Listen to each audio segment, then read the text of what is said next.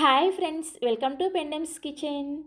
ఈరోజు వీడియోలో హోటల్ వాళ్ళు ప్రిపేర్ చేసే all in one breakfast batter original secret రెసిపీని మీకు చూపించబోతున్నాను. ఇలా గనక బేటర్ని ప్రిపేర్ చేసి పెట్టుకున్నారంటే వారం రోజుల పాటు మీ ఇంట్లో వాళ్ళు ఎప్పుడు ఏది అడిగినా సరే నిమిషాల్లో ప్రిపేర్ చేసి ఇచ్చేయచ్చు.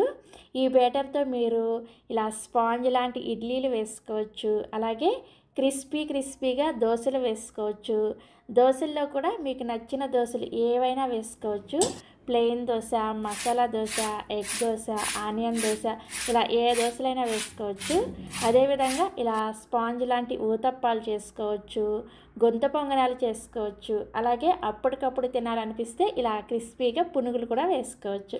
సో ఇక ఏ మాత్రం ఆలస్యం చేయకుండా మీ అందరికి కూడా ఎంతో ఉపయోగపడే హోటల్ వాళ్ళు ప్రిపేర్ చేసే ఆల్ ఇన్ వన్ బ్రేక్ఫాస్ట్ బేటర్ని పక్కా కొలతలతోటి మనం ఇంట్లోనే ఎలా ప్రిపేర్ చేసుకోవచ్చో వీడియోలోకి వెళ్ళి చూసేయండి. ఈ బేటర్ని ప్రిపేర్ చేసుకోవడం కోసం ఇలా ఒక గిన్నెని తీసుకొని ఇందులోకి 2 కప్పుల దోసల బియ్యాన్ని వేసుకోండి. మీ దగ్గర దోసల బియ్యం లేకపోతే రేషన్ బియ్యం కూడా వేసుకోవచ్చు. నెక్స్ట్ ఇందులోకి అదే కప్పుతోటి 1.5 కప్పుల ఇడ్లీ బియ్యాన్ని వేసుకోండి. ఇడ్లీ బియ్యం మీకు సూపర్ మార్కెట్లో కానీ ఆన్లైన్లో కానీ ఈజీగా అవైలబుల్గా ఉంటాయి. ఇలా ఇడ్లీ బియ్యం వేయడం వల్లనే మనకి ఇడ్లీ స్పాంజీ లాగా వస్తాయి అన్నమాట. ఈ బియ్యాన్ని ఒకసారి శుభ్రంగా కడిగేసి ఆ నీళ్ళన్నీ కూడా తీసేసి మళ్ళీ తిరిగి నీళ్ళని పోసుకొని బియ్యాన్ని ఒక 5 గంటల సేపు నానబెట్టుకోండి. నెక్స్ట్ ఇంకొక గిన్నెని తీసుకొని ఇందులోకి మీరు ఏ కప్పుతో అయితే బియ్యాన్ని కొలుచుకొని తీసుకున్నారో అదే కప్పుతోటి 1 కప్పు మినపగుళ్ళను వేసుకోండి. నెక్స్ట్ ఇందులోనే 1 టీ స్పూన్ దాకా మెంతులను కూడా వేసుకొని ఈ మినపగుళ్ళను కూడా 2-3 సార్లు శుభ్రంగా కడిగేసి ఆ నీళ్ళన్నీ కూడా తీసేసి మళ్ళీ తిరిగి నీళ్ళని పోసుకొని వీటిని సపరేట్గా 5 గంటల సేపు నానబెట్టుకోండి. నెక్స్ట్ ఇంకొక చిన్న గిన్నెని తీసుకొని ఇందులోకి సేమ్ కప్పుతోటి 1/2 కప్పు లావుగా ఉండే సగ్గు బియ్యాన్ని వేసుకోండి. ఇలా సగ్గు బియ్యాన్ని వేసుకోవడం వల్ల ఇడ్లీ అలాగే గుంత పొంగనాలు చేసుకునేటప్పుడు మనకి చక్కగా స్పాంజ్ లాగా వస్తాయి అన్నమాట. నెక్స్ట్ ఇందులోనే అదే కప్పుతోటి 1/2 కప్పు లావుగా ఉండే అటుకులను వేసుకోండి. ఈ బేటర్ కోసం ఖచ్చితంగా ఇలా లావుగా ఉండే అటుకులనే వేసుకోవాలి, పల్చటి అటుకులు వేసుకోకూడదు. ఈ సగ్గుబియ్యం అటుకులను కూడా ఒకసారి కడిగేసి ఆ నీళ్ళన్నీ కూడా తీసేసి ఇందులో మాత్రం మీరు తాగే మంచినీళ్ళని పోసుకొని వీటిని కూడా సపరేట్గా 5 గంటల సేపు నానబెట్టుకోవాలి. ఎందుకంటే ఈ సగ్గుబియ్యం అటుకులు నీళ్ళని పీల్ చేసుకుంటాయి కదా, అందుకోసం తాగే మంచినీళ్ళని పోసుకొని నానబెట్టుకోండి. సో నేను ఇక్కడ 5 గంటల సేపు సగ్గుబియ్యం అలాగే అటుకులు నానిన తర్వాత మీకు చూపిస్తున్నాను, చూసారా? మనం పోసిన నీళ్ళన్నీ కూడా పీల్ చేసుకొని ఇలా చక్కగా నానిపోతాయి. అదేవిధంగా 5 గంటల ముందు నానబెట్టుకున్న మినపగుళ్ళు, మెంతులు కూడా చక్కగా నానిపోయాయి. అండ్ అలానే బియ్యం కూడా చక్కగా నానిపోయాయి. ఇప్పుడు వీటిని గ్రైండ్ చేసుకోవడం కోసం ఫస్ట్ మిక్సీ జార్ని తీసుకొని ఇందులోకి మనం నానబెట్టుకున్న సగ్గుబియ్యం అలాగే అటుకుల్ని నానబెట్టుకున్న నీళ్ళతో సహా వేసేసుకొని అవసరమైతే ఇంకొద్దిగా నీళ్ళని వేసుకుంటూ వీటిని బాగా మెత్తగా వెన్నలాగా గ్రైండ్ చేసుకోవాలి. ఎక్కడా కూడా పలుకుల్లాగా లేకుండా బాగా మెత్తగా గ్రైండ్ చేసుకోవాలి. ఇక నేను మీకు గ్రైండ్ చేశాక చూపిస్తున్నాను, చూసారా? సగ్గుబియ్యం అటుకుల్ని ఇలా మెత్తగా గ్రైండ్ చేసుకోవాలన్నమాట. ఇలా గ్రైండ్ చేసుకున్న ఈ పిండిని ఒక పెద్ద గిన్నెలోకి వేసుకోండి. నెక్స్ట్ ఇప్పుడు ఇదే మిక్సీ జార్లోకి మనం సపరేట్గా నానబెట్టుకున్న మినపగుళ్ళు అలాగే మెంతులను కూడా వేసుకొని తగినన్ని నీళ్లు పోసుకుంటూ ఈ పిండిని కూడా బాగా మెత్తగా వెన్నలాగా గ్రైండ్ చేసుకోవాలి. అలాగే పిండిని కూడా చూసారా, మరీ పల్చగా కాకుండా ఈ కన్సిస్టెన్సీలో రెడీ చేసుకోవాలి. ఇలా గ్రైండ్ చేసుకున్న ఈ మెత్తటి మినప్పిండిని కూడా సేమ్ అదే గిన్నెలోకి వేసేసుకోండి. నెక్స్ట్ ఇప్పుడు ఇదే మిక్సీ జార్లోకి 5 గంటల ముందు నానబెట్టుకున్న బియ్యాన్ని 2 బ్యాచ్ల వైజ్గా గ్రైండ్ చేసుకుంటున్నాను. నేను ఇక్కడ బియ్యాన్ని మిక్సీ జార్కి సరిపడా వేసుకొని అవసరమైనన్ని నీళ్ళని పోసుకుంటూ ఈ బియ్యాన్ని కూడా మరీ పల్చగా కాకుండా మరీ గట్టిగా కాకుండా పిండిని కొంచెం లైట్గా బరకగా ఉండేటట్లుగా గ్రైండ్ చేసుకోవాలి. ఇంతకుముందు మనం గ్రైండ్ చేసుకున్న మినపప్పు అలాగే సగ్గుబియ్యం ఇవన్నీ కూడా బాగా మెత్తగా గ్రైండ్ చేసుకోవాలి. బియ్యం మాత్రం కొంచెం బరకగా గ్రైండ్ చేసుకోవాలన్నమాట. అప్పుడే మీకు ఇడ్లీ రవ్వ వేసినట్లుగా చాలా పర్ఫెక్ట్గా వస్తాయి. అంతేకాకుండా దోశలు వేసుకునేటప్పుడు కూడా క్రిస్పీగా వస్తాయి అన్నమాట. సో బియ్యాన్ని గ్రైండ్ చేశాక నేను చూపిస్తున్నాను చూడండి, కన్సిస్టెన్సీ ఈ విధంగా ఉండాలి. అంతేకాకుండా బియ్యం గ్రైండ్ చేసిన తర్వాత ఇలా మీరు చేత్తో పట్టుకొని చూస్తే మనకి బొంబాయి రవ్వ ఉంటుంది కదా, ఉప్మా చేసుకుంటాం, ఆ రవ్వలాగా తగలాలన్నమాట. ఇలా గ్రైండ్ చేసుకున్న ఈ బియ్యం పిండిని కూడా సేమ్ ఇదే గిన్నెలోకి వేసేసుకోండి. ఇదే విధంగా మిగిలిన బియ్యాన్ని కూడా గ్రైండ్ చేసేసుకొని ఈ గిన్నెలోకి వేసేసుకొని ఈ అన్ని పిండిలు కూడా బాగా కలిసేటట్లుగా మీ చేత్తోనే బాగా కలుపుకోండి. గరిటెతో కన్నా కానీ ఇలా చేత్తో కలుపుకుంటేనే పిండి చక్కగా కలుస్తుంది. సో పిండి అంతా కూడా ఇలా చక్కగా కలుపుకున్న తర్వాత దీని మీద మూత పెట్టేసి ఈ పిండిని రూమ్ టెంపరేచర్లోనే ఒక 8 గంటల సేపు ఫర్మెంట్ చేసుకోవాలి. మీరు చక్కగా ముందు రోజు నైట్ ఈ పిండిని గ్రైండ్ చేసేసుకున్నారనుకోండి, ఉదయాన్నే మీకు ఇడ్లీ కావాలంటే ఇడ్లీ వేసుకోవచ్చు, మీ ఇంట్లో వాళ్ళకి దోశ కావాలన్నా, పొంగనాలు కావాలన్నా, ఏవి కావాలన్నా ఫటాఫట్ వెంటనే రెడీ చేసేసేయచ్చు. సో నేను కూడా ఇక్కడ ముందు రోజు నైట్ గ్రైండ్ చేసేసుకొని నెక్స్ట్ డే ఉదయాన్నే మీకు చూపిస్తున్నాను చూసారా, పిండి చక్కగా పులిసి ఈ విధంగా పొంగి ఉంటుందన్నమాట. పిండి ఎక్కువగా పొంగుతుంది అని డౌట్ ఉన్నప్పుడు ఈ గిన్నె కింద ఇలా ఒక ప్లేట్ పెట్టుకున్నారంటే పొంగిన పిండి కింద పడకుండా గిన్నెలో పడుతుంది అనమాట. లేదంటే మీరు 2 గిన్నెల్లో కూడా పిండిని సపరేట్గా పెట్టుకోవచ్చు. సో ఇలా పొంగిన పిండిని గరిటతో ఒకసారి బాగా కలుపుకొని ఇందులో నుంచి మీకు కావలసినంత పిండిని ఒక గిన్నెలోకి తీసుకోండి. ఇదైతే పిండి రెడీ చేసిన ఫస్ట్ డే కదా, ఫస్ట్ డే అయితే ఇడ్లీని ప్రిపేర్ చేసుకోండి, బాగా వస్తాయి. అంటే రోజులు గడిచే కొద్దీ పిండి కొంచెం పులుస్తూ ఉంటుంది కదా, అప్పుడు వేసుకున్నారంటే ఇడ్లీలు అంత టేస్టీగా ఉండవు. ఫస్ట్ డే అయితే మీకు చక్కగా వస్తాయి అన్నమాట. సో ఇలా కావాల్సినంత పిండిని తీసుకొని ఇందులోకి రుచికి సరిపడా ఉప్పుని వేసుకొని కలుపుకోండి. ఇంకా ఇందులో ఎక్స్ట్రాగా నీళ్ళు ఏమీ వేసుకోవద్దు. పిండి కన్సిస్టెన్సీ చూడండి, ఈ విధంగా ఉండాలన్నమాట. సో పిండి మనకి ఇడ్లీ వేసుకోవడానికి రెడీ అయిపోయింది. ఇప్పుడు ఇడ్లీ ప్లేట్ని తీసుకొని మీరు ఎన్ని ఇడ్లీ పెట్టుకోవాలనుకుంటున్నారో అన్ని ఇడ్లీకి సరిపడా ఇడ్లీ ప్లేట్లను తీసుకొని ఇడ్లీ ప్లేట్లలో కొద్దిగా నూనె వేసుకొని ఇడ్లీ ప్లేట్లను గ్రీస్ చేసుకోండి. మీరు కావాలంటే నూనె ప్లేస్లో నెయ్యిని కూడా వేసుకోవచ్చు. అలాగే ఇక నేను యూస్ చేసే ఇడ్లీ పాత్ర వచ్చేసి ఇండస్ వ్యాలీలో తీసుకున్నాను. మీలో ఎవరికైనా అవసరం అనిపిస్తే కొనాలి అనుకుంటే ఈ వీడియో కింద డిస్క్రిప్షన్లో లింక్ ఇస్తాను, ఒకసారి చెక్ చేయండి. అలాగే కొనేటప్పుడు మన కూపన్ కోడ్ YAMUNA యమున అని యూస్ చేయండి, మీకు ఎక్స్ట్రాగా మన ఛానల్ తరపున 10% డిస్కౌంట్ కూడా వస్తుందన్నమాట. సో ఇడ్లీ ప్లేట్లని నూనెతో ఇలా గ్రీస్ చేసుకున్న తర్వాత నేను ఆల్రెడీ ఇడ్లీ పాత్రలో నీళ్ళను పోసుకొని మరిగించుకుంటున్నాను. నీళ్ళు బాగా మరిగేటప్పుడు మాత్రమే ఇడ్లీ ప్లేట్ని ఇందులో పెట్టుకొని మనం ప్రిపేర్ చేసిన ఈ ఇడ్లీ పిండిని ఇడ్లీ గుంతల్లో ఈ విధంగా వేసుకోండి. మరీ నిండుగా కాకుండా ముప్పాతికి వరకు వేసుకున్నారంటే ఇడ్లీ మనకి ఉడికిన తర్వాత కొంచెం పొంగుతాయి కదా, సరిపోతుంది అనమాట. నీళ్ళు సరిగా మరగక ముందే ఇడ్లీ ప్లేట్ని పెట్టుకొని ఇడ్లీని ఉడికించుకున్నారంటే సరిగా ఉడకవన్నమాట. అందుకని నీళ్ళు బాగా మరిగేటప్పుడు మాత్రమే ఇలా ఇడ్లీ ప్లేట్ని పెట్టుకొని ఇడ్లీని వేసుకోండి. సో ఇడ్లీ ప్లేట్లలో ఇలా ఇడ్లీని వేసుకున్న తర్వాత మూత పెట్టేసి హై ఫ్లేమ్లోనే ఈ ఇడ్లీని ఒక 8 నుంచి 10 నిమిషాల పాటు ఉడికించుకోండి. నేనైతే ఈరోజు ఒక ప్లేట్ ఇడ్లీనే ప్రిపేర్ చేస్తున్నాను అనమాట. మా వాళ్ళకు దోశలు కావాలన్నారు, సో అందుకని నేనైతే ఇలా ఒక ప్లేట్ ఇడ్లీ వేసుకున్నాను. ఇడ్లీని ఒక 8 నిమిషాల పాటు హై ఫ్లేమ్లో ఉడికించిన తర్వాత మూత తీసి మీకు చూపిస్తున్నాను చూసారా. మీ చేతిని ఒకసారి నీళ్ళతో తడి చేసుకొని చెక్ చేసుకోండి. మీ చేతికి పిండి ఏమీ అతుక్కోవట్లేదంటే ఇడ్లీ చక్కగా ఉడికిపోయినట్లే. ఇలా ఉడికిన తర్వాత ఇడ్లీ ప్లేట్ని స్టవ్ మీద నుంచి తీసేసి పక్కన పెట్టేసుకొని ఒక 2 నిమిషాల పాటు అలా వదిలేసేయండి. మీరు ఇడ్లీ ఉడికిన వెంటనే తీసేసారంటే ముద్దలాగా వచ్చేస్తాయి అన్నమాట.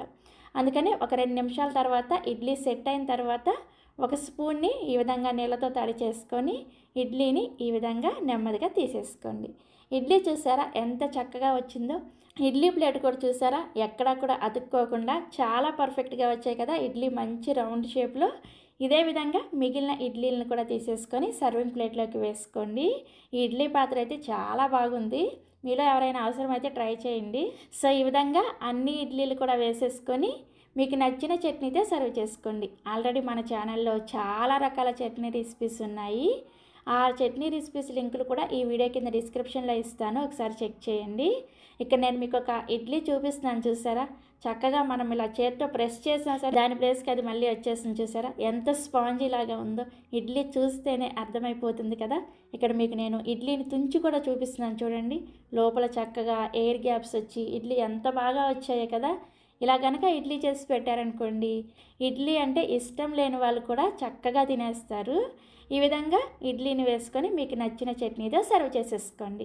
సో ఫస్ట్ డే అయిపోయింది కదా, ఇక రెండో రోజు వచ్చేసి నేను దోశ వేసుకోవాలనుకుంటున్నాను. దోశ కోసం పిండిని కొంచెం ముందుగానే ఫ్రిడ్జ్లో నుంచి తీసేసి పక్కన పెట్టుకోండి. తర్వాత ఇందులో నుంచి మీకు కావాల్సినంత పిండిని ఒక గిన్నెలోకి తీసుకొని ఇందులోకి రుచికి సరిపడా ఉప్పుని అలాగే అవసరమైతే కొద్దిగా నీళ్ళని వేసుకొని పిండిని గరిటె జారుగా ప్రిపేర్ చేసుకోండి. చూసారా, దోశ వేసుకోవడానికైతే పిండి కన్సిస్టెన్సీ ఈ విధంగా ఉండాలన్నమాట. సో మనకి దోశల పిండి రెడీ అయిపోయింది. ఇప్పుడు దోశ వేసుకోవడం కోసం స్టవ్ మీద దోశల పెనాన్ని పెట్టుకోండి. నేనైతే ఇక్కడ ఐరన్ ప్యాన్ని వేడి చేసుకుంటున్నాను. మీరు కావాలంటే నాన్ స్టిక్ ప్యాన్ మీద కూడా దోశ వేసుకోవచ్చు. ఐరన్ ప్యాన్ కాబట్టి ప్యాన్ కొద్దిగా వేడైన తర్వాత కొద్దిగా నూనెను వేసుకొని ఉల్లిపాయతో ఈ విధంగా ప్యాన్ శుభ్రంగా క్లీన్ చేసేయండి. ఇలా క్లీన్ చేసిన తర్వాత కొద్దిగా నీళ్ళని చిలకరించుకొని టిష్యూ పేపర్తో కానీ కాటన్ క్లాత్తో కానీ శుభ్రంగా ఈ ప్యాన్ని తుడిచేసుకొని మంటని లో ఫ్లేమ్లోకి పెట్టుకొని మనం ప్రిపేర్ చేసిన పిండిని ఇలా 1 నుంచి 1.5 గరిటె వరకు అంటే ప్యాన్ సైజుకి తగ్గట్టుగా పిండిని వేసుకొని పల్చగా దోశని స్ప్రెడ్ చేసుకోండి. మంటని లో ఫ్లేమ్లో పెట్టుకొని స్ప్రెడ్ చేసుకుంటేనే మీకు దోశ అనేది పల్చగా స్ప్రెడ్ అవుతుంది అనమాట.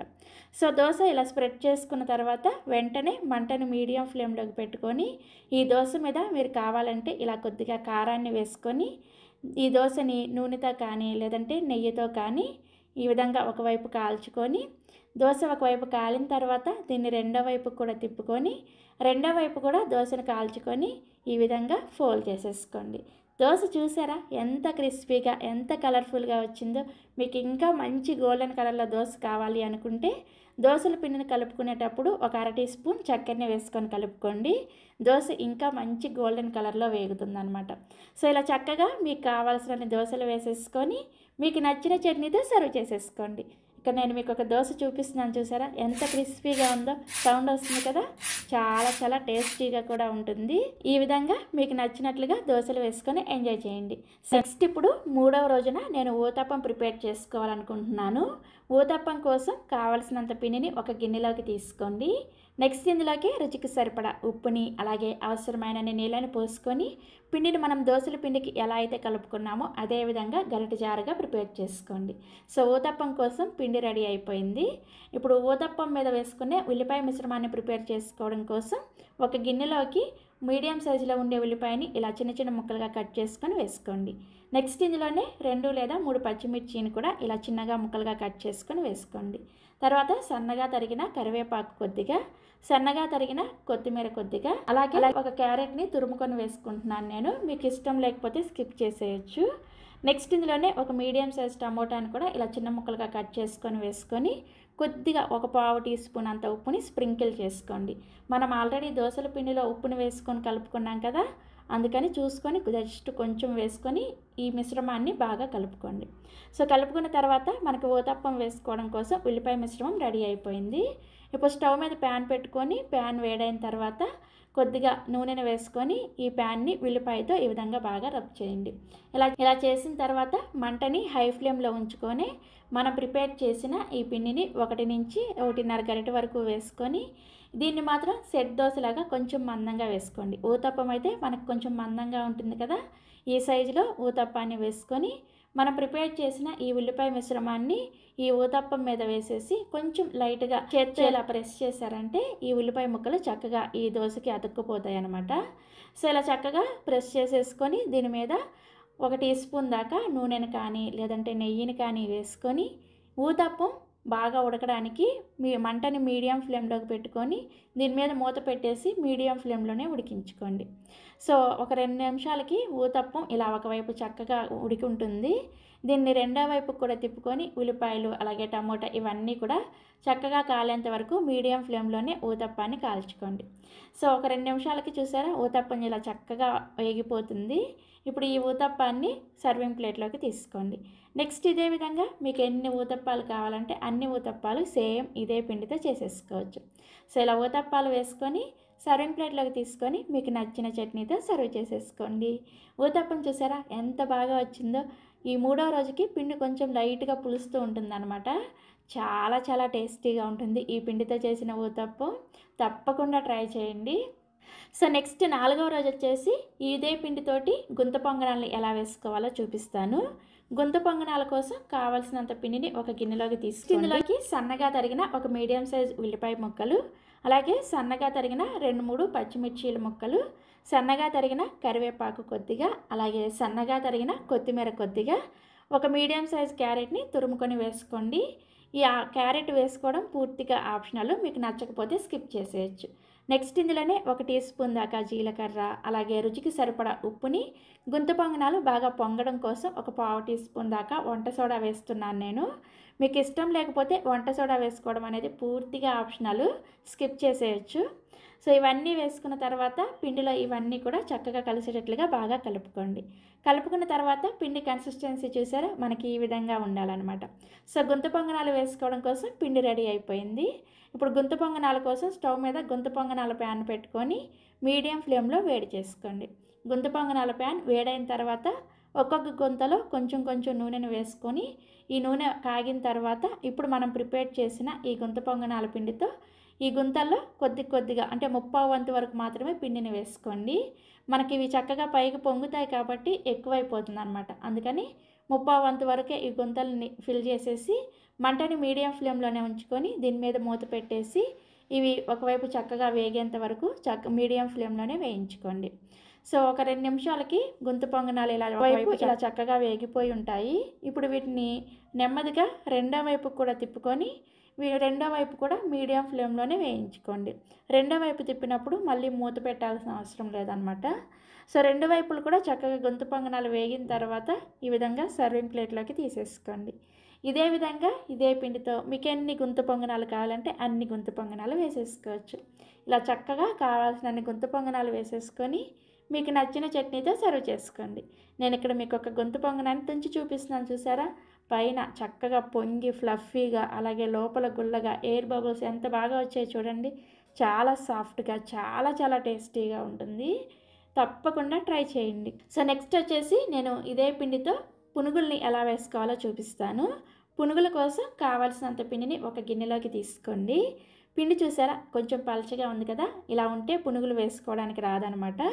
అందుకోసం పిండి కన్సిస్టెన్సీని అడ్జస్ట్ చేసుకోవడానికి ఒక అరకప్పు వరకు గోధుమ పిండిని కానీ లేదంటే మైదా పిండిని కానీ వేసుకోండి. అయితే ఇక్కడ మైదాని వేసుకున్నాను, మీరు కావాలంటే గోధుమ పిండిని వేసుకోవచ్చు. ఇలా పిండిని వేసుకొని ఒకసారి కలుపుకొని ఇందులోకి రుచికి సరిపడా ఉప్పుని, అలాగే 1 టీ స్పూన్ దాకా జీలకర్రను కూడా వేసుకొని ఈ మైదా పిండి ఎక్కడా కూడా ఉండలు లేకుండా ఉండేటట్లుగా బాగా కలుపుకోండి. సో కలుపుకున్న తర్వాత మీకు పిండి కన్సిస్టెన్సీ చూపిస్తున్నాను చూసారా, మనం పునుగులు వేసుకోవడం కోసం అయితే పిండి కన్సిస్టెన్సీ ఈ విధంగా ఉండాలన్నమాట.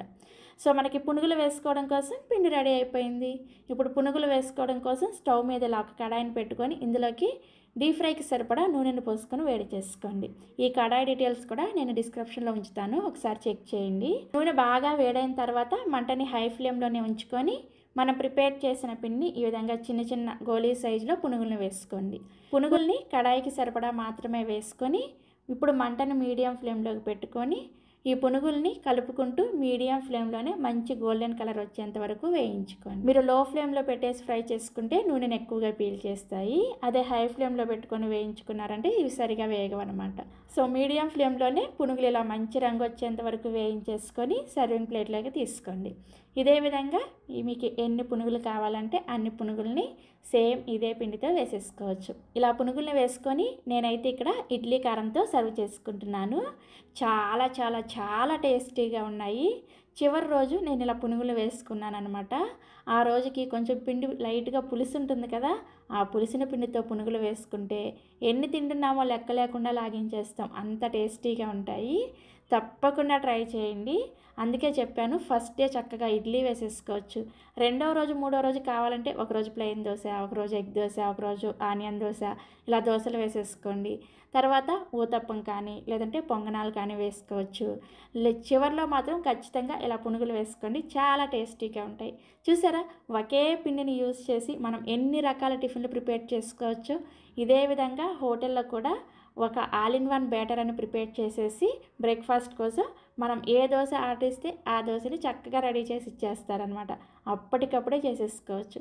సో తప్పకుండా మీరు కూడా ఈ ఆల్ ఇన్ వన్ బ్రేక్ఫాస్ట్ బ్యాటర్ని ట్రై చేస్తారు కదా. ట్రై చేసిన తర్వాత మీకు ఎలా వచ్చాయో ఈ వీడియో కింద కామెంట్ సెక్షన్లో నాతో షేర్ చేసుకోవడం మర్చిపోరు కదా. అలాగే మరిన్ని Emmy, tasty and secret breakfast recipes కోసం వెంటనే పెండెమ్స్ కిచెన్ని సబ్స్క్రైబ్ చేసుకోండి. Thank you.